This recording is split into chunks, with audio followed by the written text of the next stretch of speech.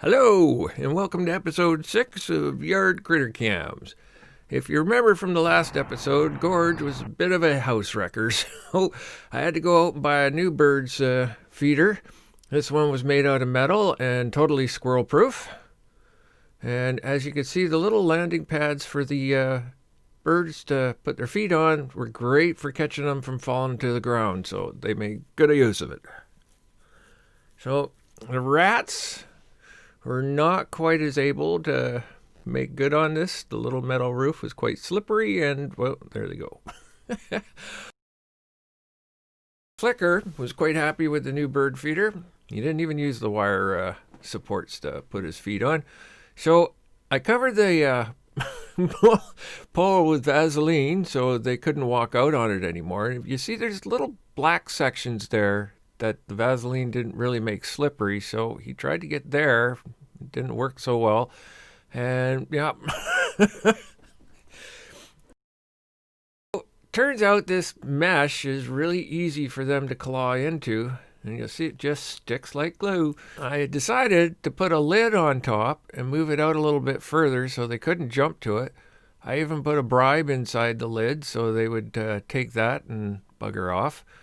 But shortly after, and this isn't Gorge, once he's done here, you'll find out where Gorge is. There he is, sitting on the feeder, spending his time. So we have other squirrels now, and some very large squirrels. And anyway, Minka found out that where I placed the camera was easy access up to the bird feeder, so she came to explore.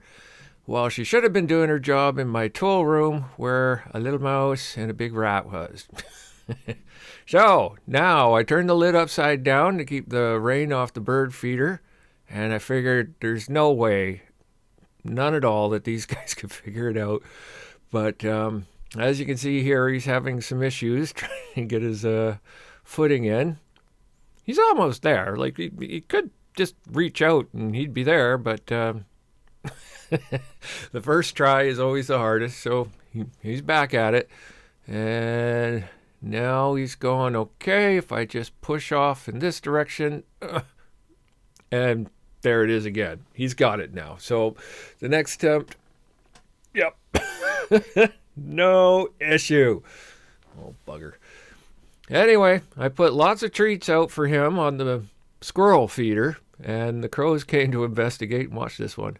Got one big one. I think he's got one down his throat too. And off he goes. So, changed the bird feeder again. This had no effect.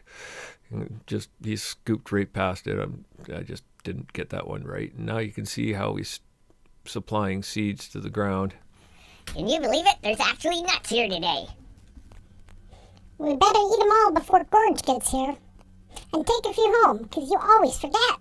Hey, those are my nuts! Well, I thought they were nuts because they were stored in your cheeks. So, as you can see, Gorge is pretty possessive about his nuts, and he's not going to give them up for any good reason. But they do eventually finish off all the nuts on the squirrel feeder / large bird feeder, and that's when they start looking at the actual bird feeder. What is that? Holy crap, it's an owl! I hope he doesn't like nuts!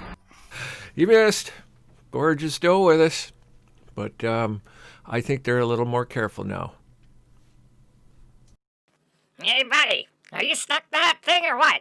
Anybody tell you not to put your tongue on a metal mesh? Come on, my turn. No, seriously, are you okay? You're not moving at all. Come on. Get off of there, it's my turn. Go, go, go, come on. Ah! So, metaphorically speaking, I call this one the sun chasing the moon. As you can see, they know that each other's there, but never get to each other's side.